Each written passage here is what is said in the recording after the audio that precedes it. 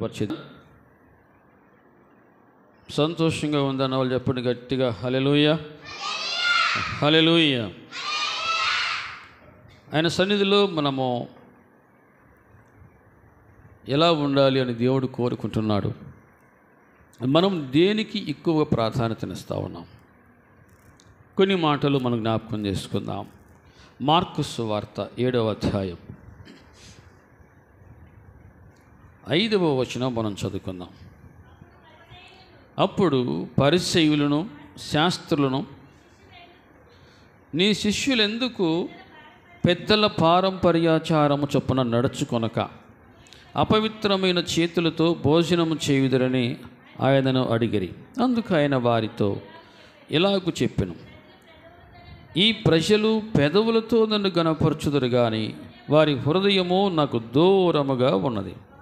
వారు మానవులు కల్పించిన పద్ధతులు దైవోపదేశం బోధించుచు నన్ను వ్యర్థముగా ఆరాధించుచున్నారు.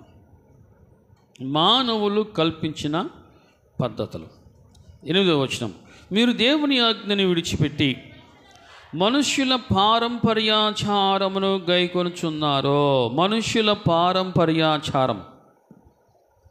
దేవుని బిడ్డలారా, ఆనాటి నుంచి ఈనాటి వరకు ఇదే జరుగుతూ ఉంది. దేవుని మాటను గైకొనేవారు తక్కువ ఉన్నారు, మనుషుల పారంపర్యాచారమును గైకొనేవారు ఎక్కువ ఉన్నారు. ఇప్పటికీ కూడా కొన్ని చోట్ల మన చెవికి వినబడి మాట ఏంటంటే, ఓ ఇది మాకు ముందు నుంచి వచ్చిన ఆచారం, ఇది మాకు ముందు నుంచి వచ్చింది, మాకు ముందు నుంచి వచ్చిన కట్టుబాట్లు, ముందు నుంచి వచ్చిన సిద్ధాంతాలు, ఆచారాలు అని అంటూ ఉంటారు. అవి మన చెవికి వినబడుతూ ఉంటాయి. ప్రతి దేవుని బిడ్డలారా, కొంతమందికి మనిషి చెప్పిన మాటే నచ్చుతూ ఉంది. మనిషి ఏది చెబుతాడో అదే దేవవాక్కుగా లేక వేదవాక్కుగా గైకుంటున్నారు. ప్రతి దేవుని బిడ్డలకి మనం చూస్తున్నాం, మీరు దేవుని ఆజ్ఞను విడిచిపెట్టి మనుషుల పారంపర్యాచారమును, అంటే ఈ పరంపర ఇది ఒకరి నుంచి ఒకరికి ఇది ఈ ఆచారం అనేది వస్తూ ఉంది, దీనినే గైకుంటున్నారో. దేవుని ఆజ్ఞను ఇక్కడే ఉంది 8వ వచనం, విడిచిపెడుతున్నారో. ప్రియ దేవుని బిడ్డలారా, అంటే కొంతమంది జీవితాల్లో ఎలా ఉందంటే వారికి ఒంటి శుద్ధి కానీ హృదయ శుద్ధి అవసరంతో లేదు. ఒంటి శుద్ధి అదే వారికి కావాలి, కానీ హృదయ శుద్ధి మాత్రము వారికి అవసరం లేదు. ఇక్కడ శిష్యులు మనం చూస్తూ ఉన్నాం. 7వ అధ్యాయంలో మనం చూస్తున్నాం 2వ వచనంలో, ఆయన శిష్యులలో కొందరు అపవిత్రమైన చేతులతో అనగా కడుగుని చేతులతో భోజనం చేయుట పరిసయ్యులు శాస్త్రులు చూచారు. ఇక వారికి ఒక తప్పు కనబడింది, ఒక తప్పు దొరికింది. పరిసయ్యులు యూదులందరూ పెద్దల పారంపర్యాచారమును బట్టి చేతులు కడుక్కుంటేనే భోజనం చేస్తారు, మరియు వారు సంత నుండి వచ్చినప్పుడు స్నానం చేస్తేనే కానీ భోజనం చేయరు. ఇదియుగాక గిన్నెలను, కొండలను, ఇత్తడి పాత్రలను నేలలో కడుగుట మొదలగు అనేక ఆచారాలను వారు అనుసరించుచున్నారు. ప్రియ దేవుని బిడ్డలారా, ఇవన్నీ కూడా వెనకటి నుంచి వచ్చేటువంటి ఆచారాలు ఇవి వెనకటి నుంచి వస్తూ ఉంది. కాబట్టి ఇది మేము గైకొనాల్సిందే, ఇది మేము పాటించాల్సిందే అనేటువంటి ఒక రకమైనటువంటి ఆలోచనతో ఉన్న వాళ్ళు చాలామంది ఉన్నారు. అలా చేయని వారి మీద, అలా ఎవరైతే చెయ్యరో వారి మీద నేరం వేసేవాళ్ళు ఉన్నారు, నింద వేసేవాళ్ళు ఉన్నారు. ప్రియ దేవుని బిడ్డలారా, మనుష్యులు కల్పించిన పద్ధతులు దైవోపదేశములుగా మనం చూస్తున్న మనుషులు కల్పించిన పద్ధతులు, దేవుడు కల్పించినది, దేవుడు చూపించినది ఎవరు పట్టించుకోవట్లా, ఎవరు చూడట్లేదు. కానీ మనుషులు ఏదైతే కల్పిస్తున్నారో, కల్పించినది అది చాలామంది పాటించుటకు ఇష్టపడుతున్నారో. ఇక్కడ వారు చేసేటువంటి పొరపాటు ఏంటంటే, ప్రతి దేవుని బిడ్డలారా, వారు నన్ను వ్యర్థముగా ఆరాధించుచున్నారు, వారి హృదయము నాకు దూరంగా ఉన్నది, వారి హృదయము నాకు దూరముగా ఉన్నది. ఇప్పటికీ కూడా చాలామంది చూడండి, ఈరోజు మంచిది కాదనో, లేకపోతే ఈరోజు ఇట్లా వెళ్ళకూడదనో, లేకపోతే ఇంకొకటనో తిథులు నక్షత్రాలు ఇటువంటివి ఆచరిస్తూ ఉంటారు. ఇలాంటివి బాగా పాటిస్తూ ఉంటారు. ఇప్పుడు దేవుని బిడ్డరా, మనుషులు కల్పించిన పద్ధతులు దైవోపదేశముగా భావించుచున్నారో. ప్రభు అంటాడు, మీరు దేవుని ఆజ్ఞని విడిచిపెట్టారో, దేవుని మాటను తృణీకరించారో, దేవుని మాటను మర్చిపోతున్నారో. ఈనాడు ప్రియ దేవుని బిడ్డరా, మనము మనుషులు కల్పించిన పద్ధతులకు ప్రాముఖ్యతనిస్తూ ఉన్నామా, లేక దేవుడు మనకిచ్చిన ఆజ్ఞను గైకొనటానికి ప్రాముఖ్యతనిస్తున్నామా అనేది కూడా మనం ఆలోచన చేయాలి. దేవుని నామానికి మహిమ కలుగును గాక. చూడండి, కొంతమందికి రకరకాల అపోహలు ఉంటాయి, రకరకాల భ్రమలు ఉంటాయి. భ్రమలు, అపోహలు, మూఢనమ్మకాలు ఎక్కువైపోతున్నాయి. ఇంత టెక్నాలజీ పెరుగుతున్న ఈ కాలంలో కూడా మూఢనమ్మకాలు చాలా ఎక్కువగా ఉన్నాయి. అది వారు పెద్ద పెద్ద స్థానాల్లో ఉన్నవారు కూడా ఈ మూఢనమ్మకాల మీద నమ్మకాలతో ముందుకు పోతున్నారు. వారు చూసి కింద ఉన్న వాళ్ళు నేర్చుకుంటున్నారు మూఢనమ్మకాలతో. మరి దేవుని బిడ్డరా, ప్రభు అంటున్నాడు, ఈ ప్రజలు తమ పెదవులతో నన్ను గణపరచుదురు కానీ వారి హృదయము నాకు దూరముగా ఉన్నది. ఎందుకు మనుషులు తమ హృదయాన్ని దేవునికి దూరం చేసుకుంటున్నారంటే, దేవుని మాట మీద కంటే కూడా మనుషులు కల్పించినటువంటి పద్ధతుల మీదే ఎక్కువ దృష్టి పెడుతున్నారు. మనుషులు కల్పించిన పద్ధతుల మీద ఎక్కువగా దృష్టి పెడుతున్నారు. చెప్పండి, బతికున్న చేప ఎదురుదిద్దా, చచ్చిపోయిన చేప ఎదురుదిద్ది? బ్రతికున్న చేప, అది చేప పిల్లైనా సరే అది ఎదురీతుతూ ఉంటుంది. ప్రతి దేవుని బిడ్డల గుంపులో ఒకలాగా కొట్టుకుని పోయేవాళ్ళు చాలామంది ఉన్నారు. మూఢనమ్మకాలు, మూఢాచారాలు ఇవి సమాజంలో ఉన్నంతకాలం కూడా మనుషుల మనస్సులు, వారి యొక్క ఆలోచనలు తుప్పుపట్టిపోతూ ఉన్నాయి, తుప్పుపడుతూనే ఉన్నాయి. ఆ తుప్పు తొలగిపోవునుగాక. ప్రతి దేవుని బిడ్డరా, మనము మన హృదయాన్ని దేవునికి సమీపంగా నడిపించడమే మనకు అవసరం. మనుషులు కల్పించిన పద్ధతులతో మనకు పని లేదు, కానీ మన హృదయాన్ని దేవునికి సమీపంగా తీసుకొని రావాలి. అది దేవునికి ఇష్టమైన బలి, అది దేవునికి ఇష్టము. దేవుని నామానికి మహిమ కలుగునుగాక. ప్రతి దేవుని బిడ్డలారా, కొంతమంది చూడండి, అన్నం తినేటప్పుడు నీళ్ళు నెత్తిమీద పోసుకుంటారు. ఇంకొంతమంది చూడండి ఎదురెళ్ళకూడదు అంటారు, కొంతమంది చూడండి ఎదురెళ్ళాలంటారు, కొంతమంది ఇట్లా రకరకాలుగా మూఢనమ్మకాలతో మనస్సు నిండిపోయిన స్థితిలో ఉంది సమాజం. దేవుని వాక్యం సెలవిస్తూ ఉంది, ఇటువంటి కల్పించిన పద్ధతులు మీరు పాటిస్తున్నారు కానీ దేవుని మాటను మీరు గైకుంటున్నారా అని ప్రభువారు ముక్కుసూటిగా ప్రశ్నిస్తూ ఉన్నాడు. చూద్దాం 9వ వచనంలో, మీరు మీ పారంపర్యాచారమును గైకొనుటకై దేవుని ఆజ్ఞను బొత్తిగా నిరాకరించుదురో,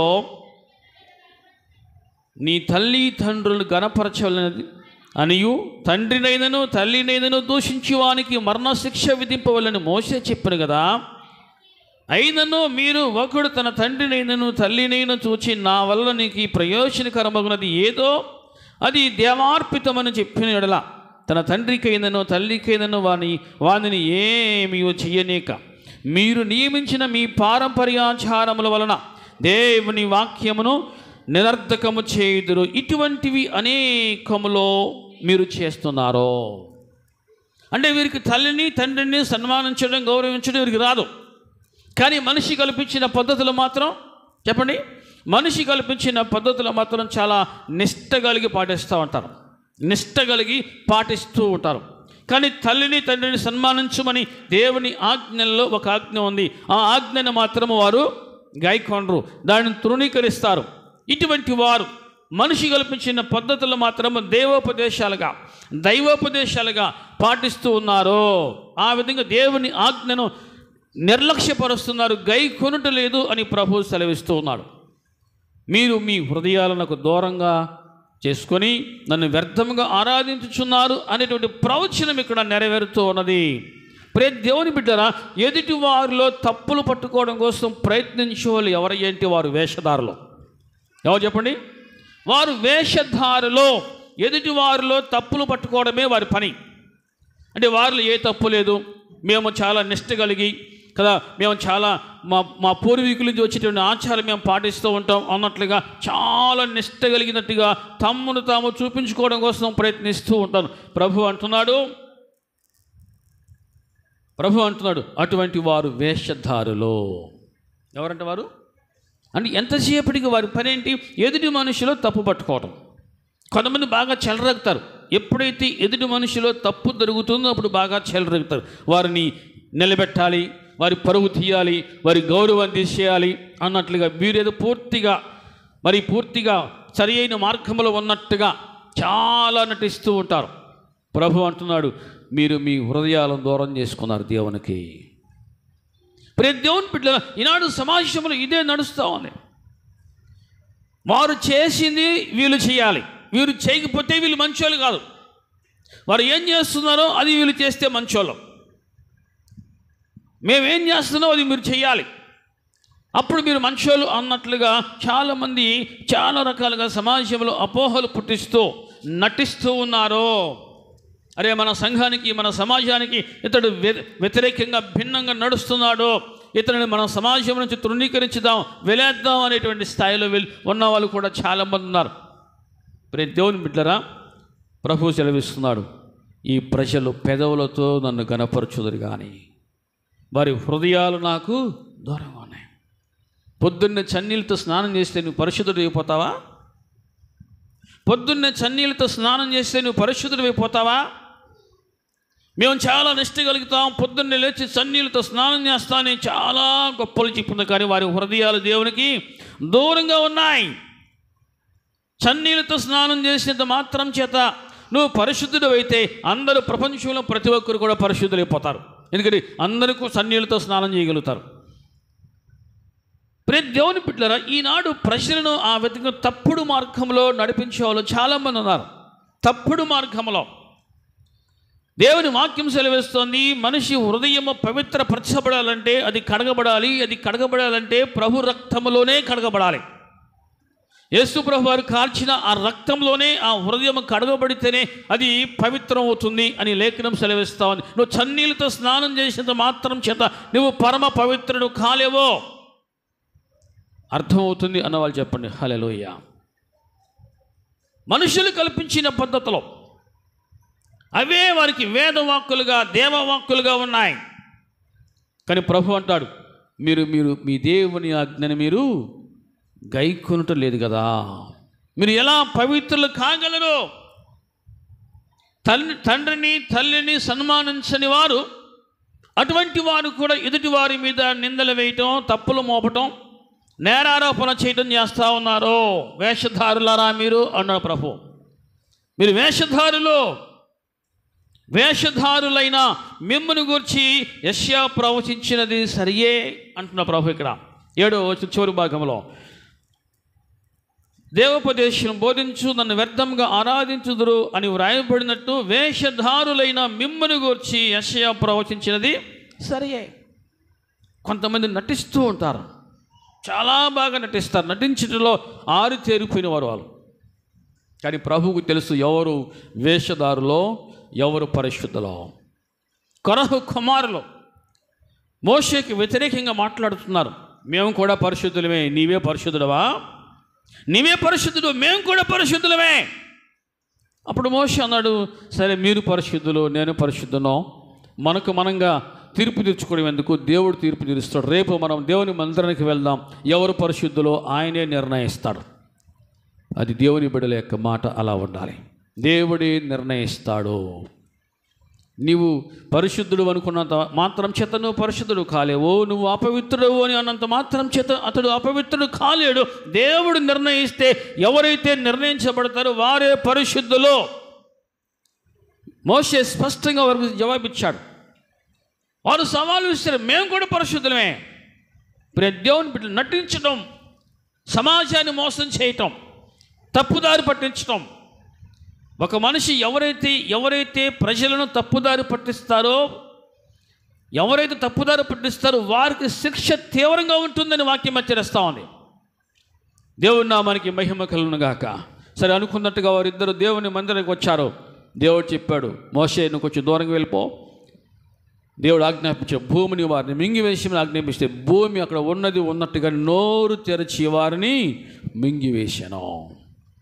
నోరు తెరచి వారు మింగివేశాను అంటే ఎదుటి మనుషులో తప్పులు పట్టుకోవడమే కొందరి నైజం. యోహాను సువార్తలో 8వ అధ్యాయంలో వారు ఎంత పరమ పవిత్రులుగా చూపించుకోవడం కోసం ఎంత చక్కగా నటిస్తూ ఉన్నారో చూద్దాం. యోహాను సువార్త 8వ అధ్యాయంలో ప్రియ దేవుని బిడ్డలారా, ఇక్కడ ఒక స్త్రీని తప్పు చేస్తూ ఉండగా పట్టుకొచ్చారు.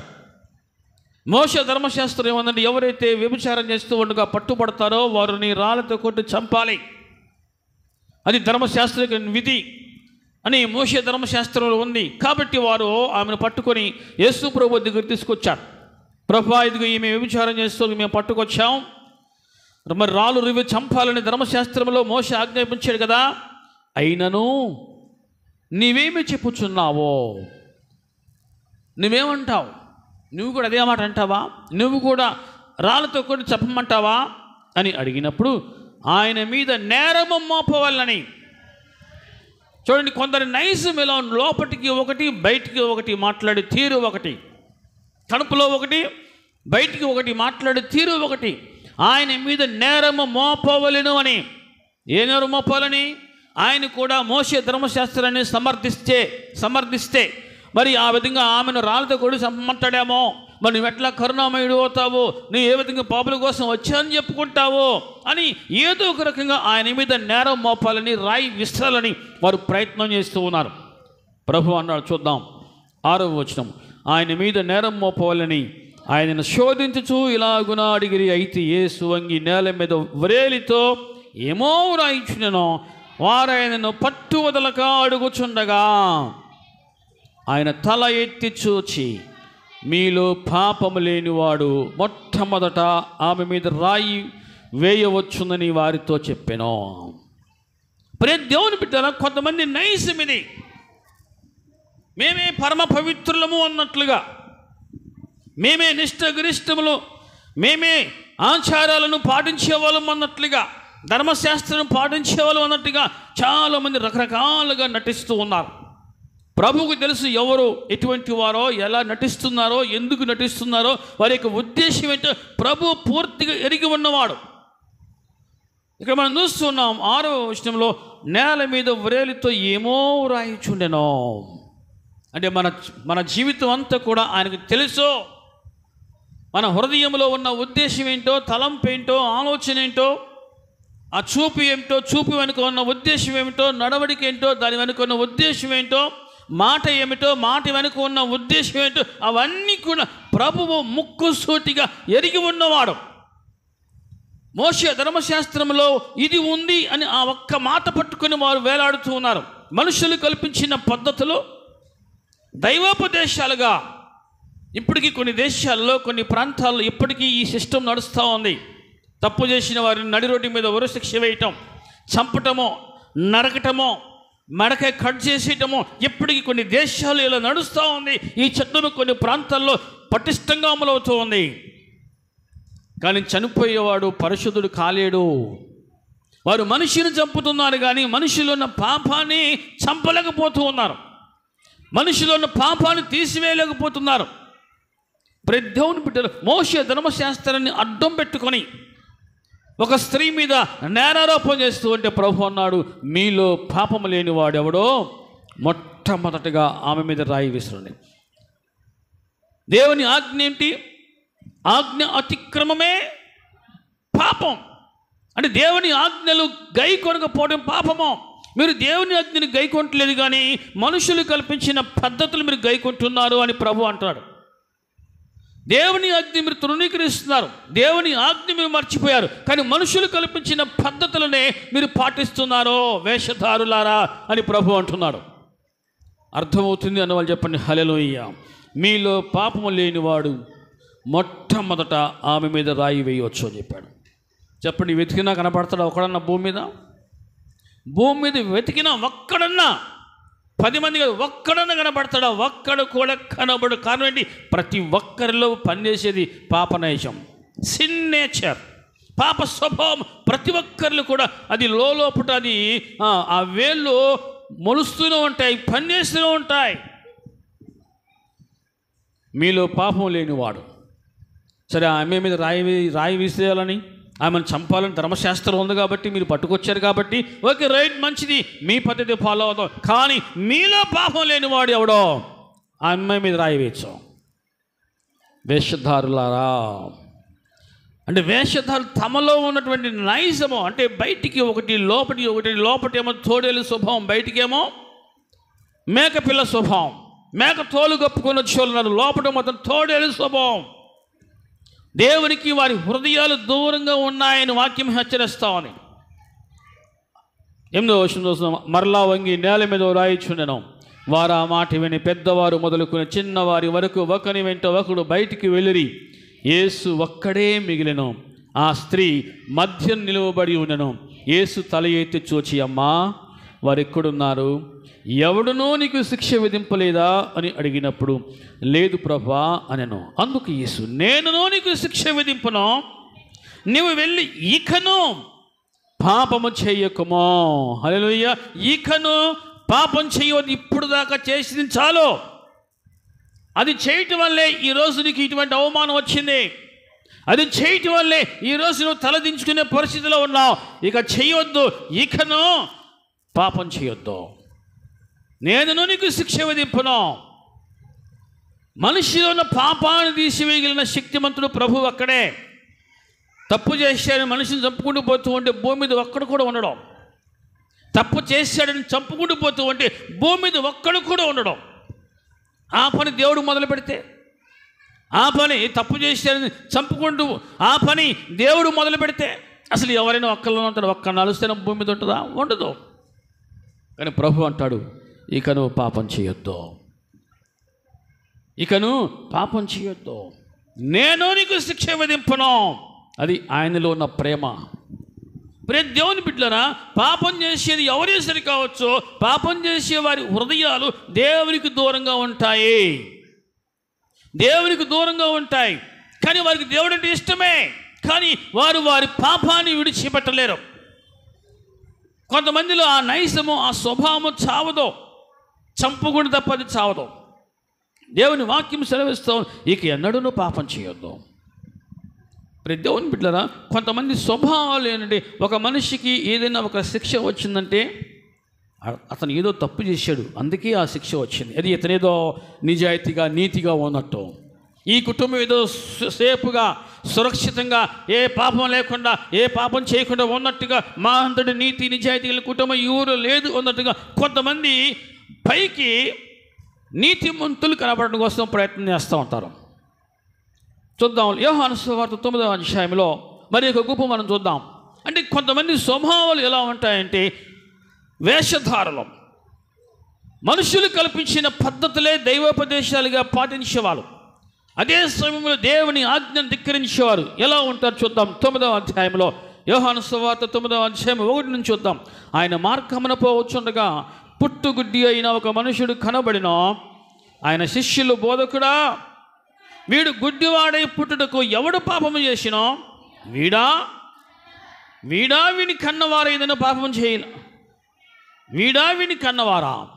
అంటే ఒక మనిషి గుడ్డివాడుగా పుడితే సమాజం ఏమనుకుంటుంది? వీళ్ళేదో పాపం చేశాడు, అందుకే పుట్టిన పిల్లలు వికలాంగులుగా పుట్టారు, గుడ్డివారిగా పుడుతున్నారు, మోగవారిగా వీళ్ళేదో పాపం చేశారు. సమాజము ఆ విధంగా వేలెత్తి చూపుటకు, రాయి విసరటకు చాలా స్పీడ్గా ఉంటుంది. చాలా స్పీడ్గా ఉంది నాడు సమాజం రాయి విసురుటకు. జాగ్రత్త, నీ మీద రాయి విసిరేంత అవకాశం ఎవరికి నువ్వు ఇవ్వవద్దు. నీ వైపు వేలెత్తి చూపించేంత అవకాశం నువ్వు ఎవరికి ఇవ్వవద్దు. దేవుని నామానికి మహిమ కలుగునుగాక. ప్రతి దేవుని బిడ్డలు మనం చూస్తున్నాం, వీడు గుడ్డివాడే పుట్టుటకు ఎవడు పాపము చేసిన వీడా వీని కన్నవారా? అంటే ఒక వ్యక్తి కింది స్థాయిలో ఉన్నాడంటే ఏదో పాపం చేశాడు కాబట్టి కింది స్థాయిలో ఉన్నాడు, ఏదో తప్పు చేశాడు కాబట్టి కింది స్థాయిలో ఉన్నాడు. ఈ విధంగా ప్రియ దేవుని బిడ్డలారా, నేరారోపణ చేయటం, నిందించడము, అవమానించడం, గాయపరచడము సమాజంలో జరుగుతూ ఉంది. ఇప్పుడు వేషధారులు, నిజంగా ప్రేమించేవారు ఎదుటి మనిషి వైపు వేలెత్తి చూపించరు, ఒకవేళ ఎదుటి మనిషి తప్పు చేసినా సరే వీరు వేలెత్తి చూపించరు, కానీ దేవుని వాక్యం చేత వీరు గద్దించేవారుగా ఉంటారు.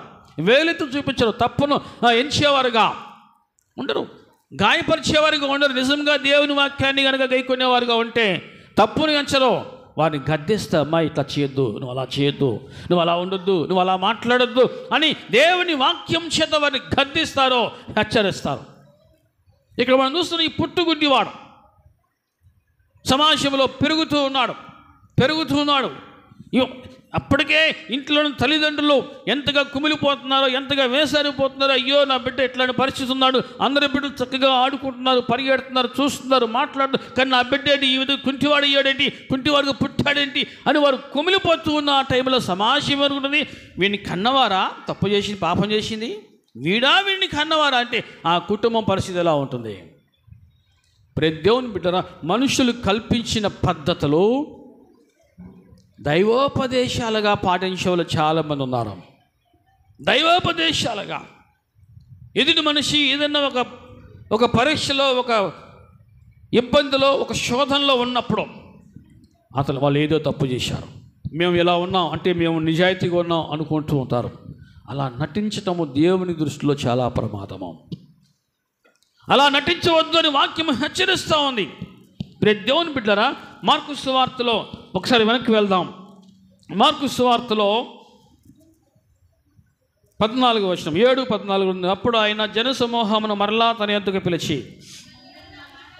మీరందరూ నా మాట విని గ్రహించుడి. ఏం గ్రహించాలంట? మనుషుని హృదయము ఎందుకు దేవునికి దూరంగా ఉంది? మనుషుని హృదయము ఎందుకు దేవునికి దూరమైపోతూ ఉంది అంటే, మనుషుని వెలుపటి నుండి లోపలికి పోయి వానిని అపవిత్రునిగా చేయగలిగినది ఏదియూ లేదు, కానీ లోపటి నుండి బయలు వెళ్ళినవే మనుషుని అపవిత్రునిగా చేయను. ఆయన జనసమూహమును విడిచి ఇంటిలోకి వచ్చినప్పుడు ఆయన శిష్యులు ఈ ఉపమానము గురించి ఆయనను అడుగగా ఆయన వారితో ఇట్లెదనో, మీరును ఇంత అవివేకులై ఉన్నారా? వెలుపటి నుండి మనుష్యుని లోపలికి పోవునది ఏదియో వానిని అపవిత్రునిగా చెయ్యజాలదని మీరు గ్రహింపుకున్నారా? అది వాని హృదయములోకి ప్రవేశింపక కడుపులోనే ప్రవేశించి బహిర్భూమిలో విడవబడను. ఇట్లు అది భోజన పదార్థములన్నిటినీ పవిత్రపరచును. మనుషుని లోపటి నుండి బయలు వెళ్ళినది మనుషుని అపవిత్రపరచును. లోపటి నుండి అనగా మనుషుల హృదయములో నుండి దురాలోచనలు, జారత్వములు, దొంగతనాలు, నరహత్యలు, వ్యభిచారములు, లోభములు, చెడుతనములు, కృత్రిమమును, కామ వికారమును, మత్సరమును, దేవదూషణయు, అహంభావమును, అవివేకమును వచ్చును. ఈ చెడ్డవన్నీయో లోపటి నుండి బయలు వెళ్ళి మనిషిని అపవిత్రపరచునని ఆయన చెప్పాను. దేవుని బిడ్డలారా, మనుషులు కల్పించిన పద్ధతులు పాటించే వారి హృదయాల్లో ఎప్పుడు ఇవి ఉంటాయి. గుర్తుపెట్టుకే మాట. మనుషులు కల్పించిన పద్ధతులు దైవోపదేశాలుగా భావించే వారి హృదయంలో ఏముంటాయంట? దురాలోచనలు ఉంటాయి, జారత్వములు ఉంటాయి, దొంగతనాలు ఉంటాయి, నరహత్యలు ఉంటాయి, వ్యభిచారములు, లోభములు, చెడుతనములు, కృత్రిమమును, కామ వికారమును, మత్సరమును, దేవదూషణ, అహంకారము, ఇవన్నీ కూడా ఉంటాయి. ఎవరిలో? మనుషులు కల్పించిన పద్ధతులు పాటించేవారు. కానీ దేవుని వాక్యాన్ని గైకొనే వారిలో ఇవేవి ఉండవు, ఉండకూడదు, ఉండకుండునుగాక. ఆమేన్. ప్రియ దేవుని బిడ్డలారా, మనుషులు కల్పించిన పద్ధతులు పాటించే వారి హృదయాలు ఎప్పటికీ దేవునికి దగ్గరగా సమీపంగా రావు, ఉండవవి. కానీ దేవుని వాక్యాన్ని పాటించే వారి హృదయంలో ఇవి ఉండవు. కానీ దేవుని హృదయం, దేవునిని పాటించేటువంటి ఆ హృదయం ఏదైతే ఉందో దేవునికి దగ్గరగా వస్తూ ఉంటుంది. హల్లెలూయా. దేవుని ఆజ్ఞను గైకొనేవారు ఇవి హృదయంలో లేకుండా చూసుకుంటారు. అర్థమవుతుంది అని వాళ్ళు చెప్పండి. హల్లెలూయా. ఈనాడు సమాజంలో ఎక్కువ ఏది నడుస్తూ ఉంది? మనుషులు కల్పించిన పద్ధతులే దైవోపదేశాలుగా భావించేటువంటి సమాజం మధ్యలో మనం ఉన్నాం. కానీ వారి హృదయంలో ఇవన్నీ ఉన్నాయి, వారి హృదయంలో ఇవన్నీ ఉంటాయి. కానీ దేవుని వాక్యాన్ని పాటించేవారు ఇవి హృదయంలో లేకుండా చూసుకుంటారు. దేవుని వాక్యాన్ని పాటించేవారు ఏమని నేర్చుకుంటారంటే, నిన్ను వలె నీ పొరుగువారిని ప్రేమించు, నిన్ను వలె నీ పొరుగువారిని ప్రేమించు. ప్రేమ లేనివాడు దేవుని ఎరుగడు, ప్రేమ కలిగిన వాడే దేవుని ఎరిగి ఉంటాడు. ప్రేమ కలిగిన వారిలో దేవుడు నివసించి ఉంటాడు. ఎందుకంటే దేవుడు ప్రేమ స్వరూపి కాబట్టి. దేవుని నామానికి మహిమ కలుగును గాక. ఇవి లోపట ఉంచుకున్నవారు హృదయాలను దేవునికి దూరం చేసుకుంటారో. వేటిని మరలా ఒకసారి చూద్దాం. 21వ వచనంలో, లోపటి నుండి అనగా మనుషుల హృదయములో నుండి దురాలోచనలు, జారత్వములు, దొంగతనములు, నరహత్యలు, వ్యభిచారములు, లోపములు, చెడుతనములు, కృత్రిమమును, కామ వికారమును, మత్సరమును, దేవదూషణ, అహంకారము, అవివేకము, ఇవన్నీ హృదయములో నుండి వస్తాయి. ఇవి అపవిత్రునిగా మనుష్యుని చేస్తాయి. ఇవి ఎవరైతే కలిగి ఉంటారో వారు అపవిత్రులు. చెయ్యి కడకుండా భోజనం చేసేవారు కాదు. చెయ్యి కడకుండా భోజనం చేస్తున్నారేంటి అని మీరు అంటున్నారా? వారు కాదు అపవిత్రులు, ఇవి కలిగి ఉన్నవారు అపవిత్రులు అని ప్రభు అంటున్నాడు. అర్థమవుతుంది అని వాళ్ళు చెప్పండి. హల్లెలూయా. వారికి కావలసింది వంటి శుద్ధి కానీ హృదయ శుద్ధి కాదు. కానీ దేవుడు కోరుకున్నది వంటి శుద్ధి కాదు, హృదయ శుద్ధిని దేవుడు కోరుకుంటున్నాడు. అర్థమవుతుంది అని వాళ్ళు చెప్పండి. హల్లెలూయా. ఈరోజు మనం దేన్ని దేవునికి ఇస్తూ ఉన్నాం? వంటి శుద్ధినా లేక హృదయ శుద్ధినా?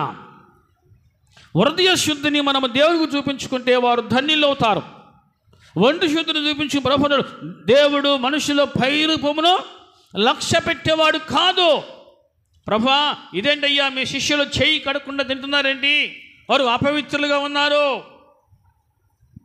చెయ్యి కడకుండా తింటే వారు అపవిత్రులు కాదు, కానీ ఇవి హృదయంలో ఉన్నవారు అపవిత్రులు. ప్రభువారు ముక్కు సూటిగా మాట్లాడేశారంతే. ఇవి వారి హృదయంలో వారికి అర్థమైపోతే ప్రభు నన్ను గురించే మాట్లాడుతున్నాడు, నా గురించే మాట్లాడుతున్నాడు అని అక్కడ ఉన్నవారికి అర్థమైపోయింది.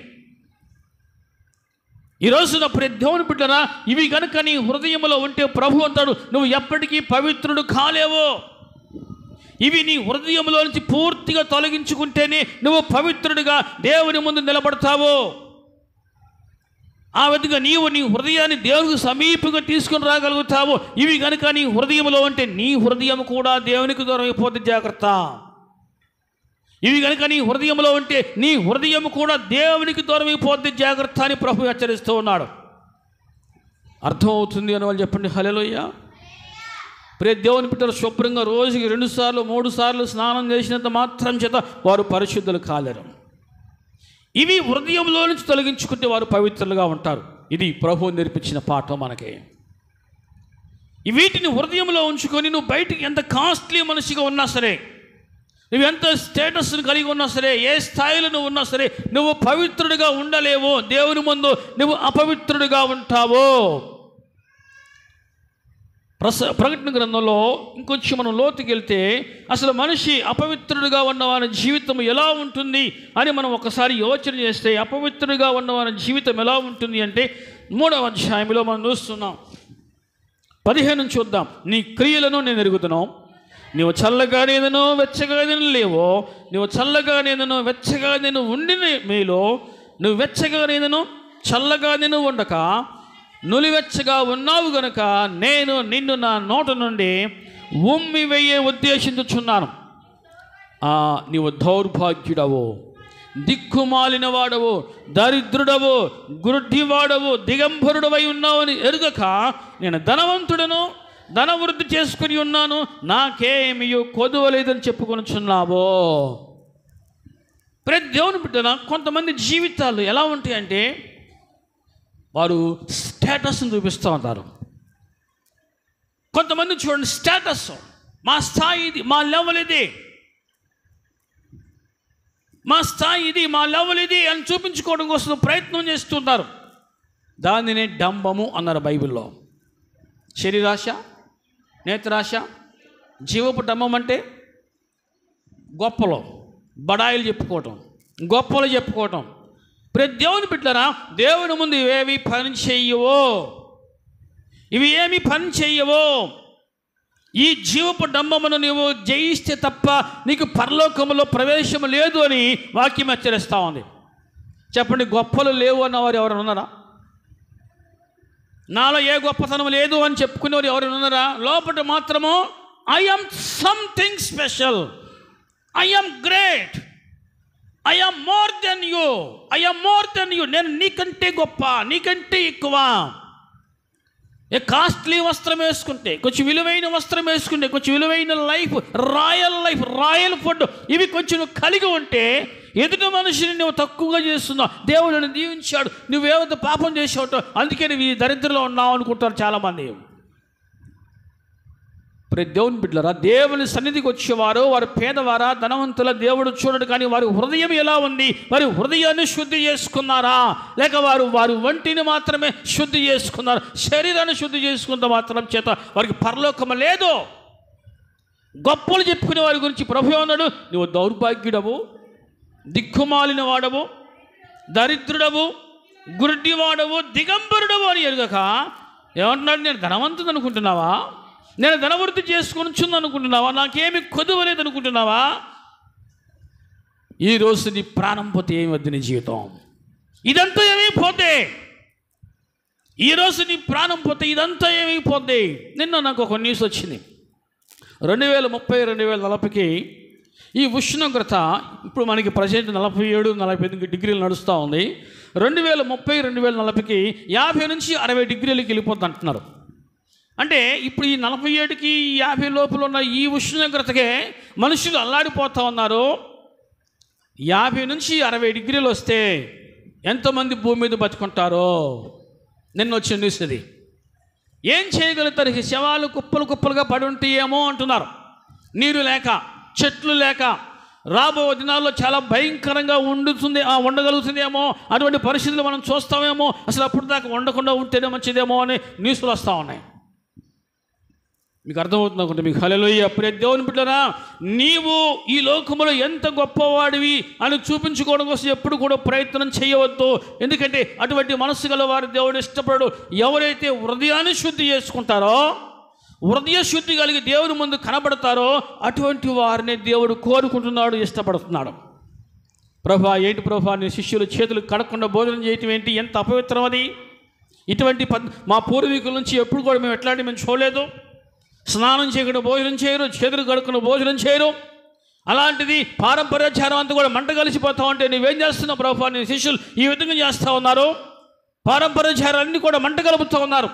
ఆచారాలు లేవు, ఏమి లేవు అన్నట్టు చేస్తారు వీళ్ళు. పూర్వీకుల పిచ్చోళ్ళ. ప్రభు అంటున్నాడు, కావాల్సింది ఈ దేహానికి కాదయ్యా, హృదయానికి శుద్ధి కావాలి. హృదయాన్ని కడగండి. మత్తయి సువార్తలో ముగించుకుందాం. ప్రియ దేవుని బిడ్డలారా, మత్తయి సువార్త 23వ అధ్యాయంలో ఇక్కడ మనం చూస్తున్నాం. 27 నుంచి చూద్దాం. అయ్యో వేషధారులైన శాస్త్రులైన పరిశీలన, మీరు సున్నము కొట్టిన సమాధులు పోలి ఉన్నారు. అవి వెలుపల శృంగారముగా ఆకుపడును కానీ లోపల చచ్చిన వారి ఎముకలతోనూ సమస్తమైన కల్మషముతోనూ నిండి ఉన్నవి. అలాగే మీరు వెలుపల మనుషులకు నీతిమంతులుగా కనబడుచున్నారు కానీ లోపల వేషధారణతోనూ అక్రమముతోనూ నిండి ఉన్నారు. మనుషులకు చూడండి ఇక్కడేముంది, ఎలా కనబడుతున్నారంట? నీతిమంతులు కనబడుతున్నారు. దేవునికి నీవు నీతిమంతుని కనబడితే చాలు, అది ముఖ్యము. మనుషుల ముందు నీవు నీతి క్రియలు లేకపోతే నువ్వు నీతిమంతుని కనబరుచుకోవడం అది సెకండ్ మ్యాటర్. అది అసలు దేవుని లెక్కలకు రాదు. మీ నీతి క్రియలు నా దృష్టికి ఎలాంటివి అంటున్నాడు? మురికి గుడ్డతో సమానము. అయ్యో వేషధారులు, శాస్త్రులారా, పరిసయ్యులారా, మీరు సున్నము కొట్టిన సమాధులు పోలి ఉన్నారు. మీరు వెలుపల శృంగారముగా, అవి వెలుపల శృంగారముగా ఆగుపడును కానీ లోపల చచ్చిన వారి ఎముకలతో సమస్తమైన కల్మషంతో నిండి ఉన్నవి. అలాగే మీరు వెలుపల మనుషులకు నీతిమంతులుగా కనబడుచున్నారు కానీ లోపల దేవుడు ఏది కోరుకున్నాడు? బయట లోపల కోరుకున్నాడా? లోపట వేషధారణ ఉండకుండా, లోపట అక్రమం ఉండకుండా చూసుకోవాలి దేవుని బిడ్డలో. వేషధారణ ప్రతి దేవుని బిడ్డలారా, ఇది చాలా ప్రమాదకరము. మాస్క్ ధరించడం, నటించడము, ఇటువంటివన్నీ కూడా హృదయంలో పెట్టుకొని మేము నీతిమంతులు అనుకుంటున్నారు చాలామంది. మేము నీతిమంతులము నటిస్తున్నారు. మేము నీతిమంతులము, మేము పరిశుద్ధులము అనుకుంటున్నాం. కానీ ప్రభు అంటున్నాడు, మీరు లోపల వేషధారణ అక్రమము కలిగి ఉంటే మీరు ఎప్పటికీ దేవుని ముందు పవిత్రులుగా మీరు ఉండలేరు. 25వ వచనం కూడా మనం చూద్దాం. అయ్యో వేషధారుల శాస్త్రులారా, పరిసేయులారా, మీరు గిన్నెయు పల్లెమును వెలుపట శుద్ధి చేయుదురు కానీ అవి లోపల దోపుతోనూ అజితేంద్రియంతోనూ నిండి ఉన్నవి. గుడ్డి పరిసేయుడా, గిన్నెయు పల్లెమును వెలుపట శుద్ధి ఉన్నట్టుగా ముందు వాటి లోపల శుద్ధి చేయుము. ముందు వాటి లోపల శుద్ధి చేయుము. ఎంతసేపటికి బయట శుద్ధి చేసుకుంటున్నారు. బయట బయట బయట బయట ఎంత శుభ్రంగా ఉంటామో. మనకు ఒక సూత్రం ఒకటి ఉంది, తిన్నామా తినలేదు ఎవరు చూడరు, శుభ్రంగా ఉండేది చూస్తారు. ఇది ఒక సూత్రం. తిన్నామా తినలేదు ఎవరు చూడరు, శుభ్రంగా ఉన్నావా లేదు చూస్తారు. కానీ దేవుడు అది చూడడు. నువ్వు అంతరంగికంగా పవిత్రుడిగా ఉన్నావా అనేది దేవుడు చూస్తాడు.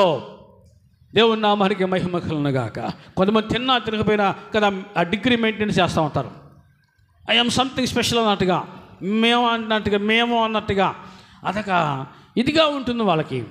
డాంబికం, జీవపు డంబం అదే. దేవుడు ఎప్పుడు కూడా పై రూపాన్ని చూడడు. సరే, నువ్వు తిన్నా తినకపోయినా పై రూపాన్ని శుభ్రంగా ఉంచుకోవడం మంచిదే. కానీ నీవు నీ అంతరంగాన్ని ఎలా ఉంచుకుంటున్నావు? లోపల ముందు శుద్ధి చేయము. ఇది నేర్చుకోవాలి దేవుని బిడ్డలు. ముందు వాటి లోపట శుద్ధి చేయము. హృదయాన్ని శుద్ధి చేసుకో. ముందు నువ్వు పైన ఎన్నిసార్లు శుభ్రం చేసుకున్నావు, ఎన్నిసార్లు సబ్బుతో రుద్దావు, ఎన్నిసార్లు షాంపూ పెట్టావు, ఎన్నిసార్లు మేకప్ వేసావు, ఎంత నీట్గా ఉన్నావు, ఇవి దేవుడు చూడడం.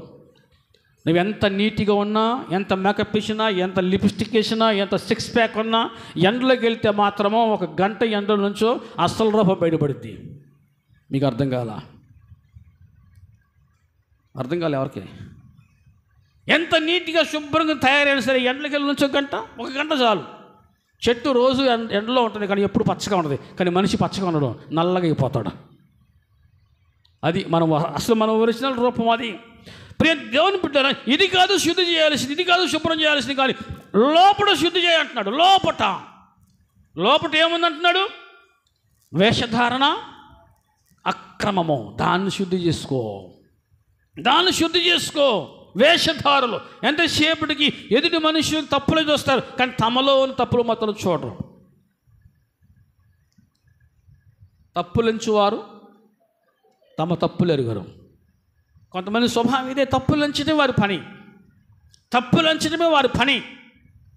కానీ వారిలోని తప్పులు మాత్రం వారికి కనపడవు.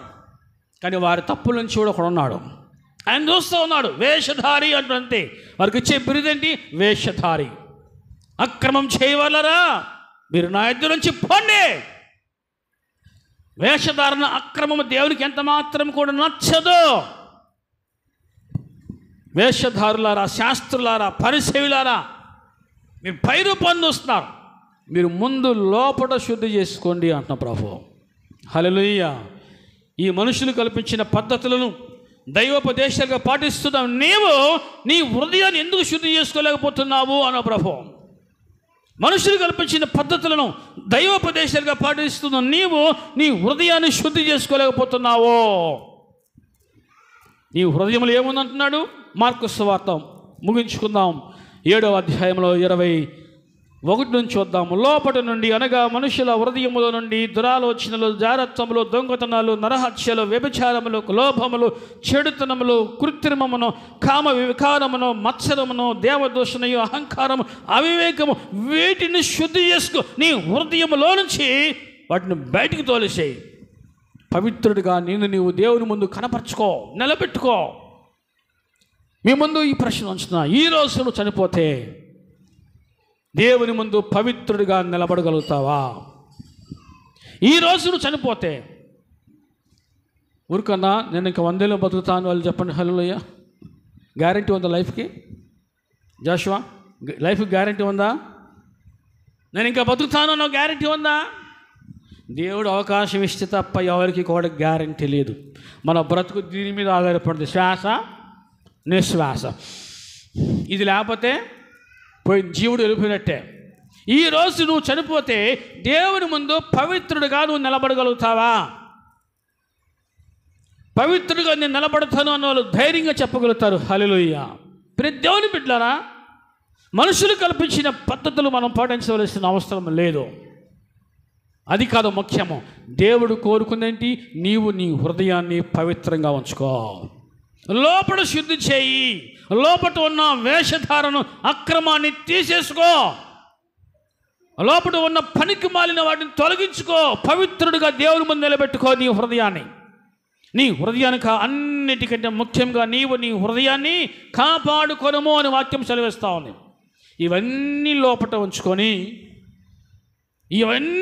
ఉంచుకొని నువ్వు పరిశుద్ధుడిగా నువ్వు దేవుని ముందు నువ్వు ఎలా నిలబడగలుగుతావు అని ప్రభువు అంటున్నాడు. అర్థమవుతుంది అన్నవాళ్ళు చెప్పండి హల్లెలూయా.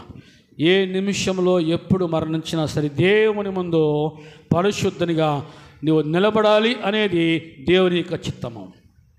దేవుని ముందు నువ్వు పవిత్రుడిగా, నిన్ను నువ్వు కడుక్కున్న వ్యక్తిగా, యేసయ్య రక్తంలో నిన్ను నువ్వు కడుక్కున్న వ్యక్తిగా నువ్వు నిలబడాలి అనేది దేవుని యొక్క చిత్తము.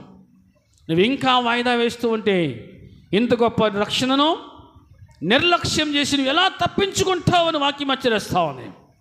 ఎలా తప్పించుకుంటావు? ఇంత గొప్ప రక్షణ, ఇంత గొప్ప అవకాశాన్ని దేవునికి ఇచ్చినప్పుడు నువ్వు నిర్లక్ష్యం చేస్తే నువ్వు ఎలా తప్పించుకుంటావో? నిన్ను నువ్వు పవిత్రునిగా దేవుని ముందు నిలబెట్టుకోవాలి. నీ హృదయాన్ని దేవునికి శుద్ధి చేయబడిన హృదయముగా, పవిత్ర హృదయముగా, ఒక బహుమతిగా దేవునికి నువ్వు అప్పగించాలి. అట్టి కృప దేవుడు మనందరికీ దయచేయునుగాక. ఆమేన్. ప్రార్థన చేసుకుందాం.